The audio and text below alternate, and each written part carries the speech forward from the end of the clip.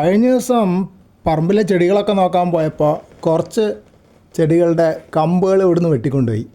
അവിടെ കുഴിച്ചിടാമെന്ന് വിചാരിച്ചിട്ട് കൊണ്ടുപോയത്. അവിടെ ചെന്ന് നോക്കുമ്പോൾ എന്താ അവസ്ഥ, ജലസേചന സൗകര്യം ഇല്ലാത്ത സ്ഥലങ്ങളാണ്. അപ്പോൾ അതുകൊണ്ട് അവിടെ ഭയങ്കര ഉണങ്ങി വരണ്ടിരിക്കുന്നു. ഇപ്പോൾ നട്ടാൽ ശരിയാവില്ല എന്ന് കരുതി. അപ്പോൾ തിരിച്ച് വീട്ടിൽ കൊണ്ടുവന്നപ്പോൾ ഈ വീട്ടിൽ കുഴിച്ചിടാൻ ഒന്നാമത് ചെടിച്ചട്ടിയൊന്നും കണ്ടില്ല, പിന്നെ ഒരു മടി.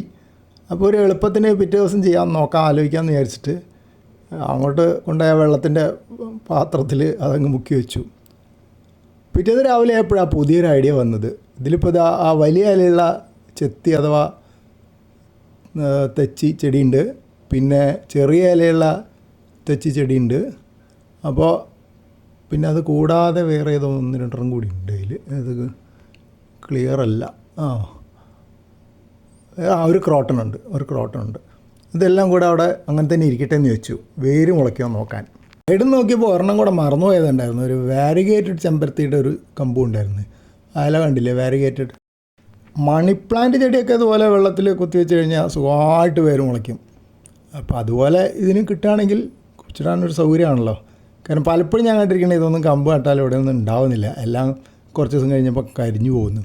വല്ലപ്പോഴും ഒരെണ്ണമൊക്കെ പൊടിച്ച് കിട്ടും. വാരിഗേറ്റഡ് ചെമ്പരത്തി ഞാൻ അടുത്ത് വീട്ടിൽ നിന്ന് കൊണ്ടുവന്ന് നട്ടാണ്. ആദ്യം നട്ടപ്പോൾ 2 കമ്പും ഉണങ്ങിപ്പോയി. പിന്നീട് ഒന്നും കൂടെ ശ്രമിച്ചപ്പോൾ 2 ചെടി ഇവിടെ ഉണ്ടായി കിട്ടിയിട്ടുണ്ട്. അപ്പോൾ അത് ഇങ്ങനെ ശ്രമം തുടരുന്നു. അപ്പോൾ ഇതിനി ഇങ്ങനെ നിരീക്ഷിച്ചുകൊണ്ടിരിക്കും, ഇതിൽ വല്ല വേരും വരുന്നുണ്ടോയെന്ന്. ചിലപ്പോൾ ഒന്നും ഉണ്ടാവില്ല, കുറച്ച് ദിവസം കഴിയുമ്പോൾ ചെടി ചീഞ്ഞു പോകും, അപ്പോൾ എടുത്ത് കളയും. അങ്ങനെയായിരിക്കും ഉണ്ടാകാൻ പോകുന്നത്. എന്നാലും നോക്കാം.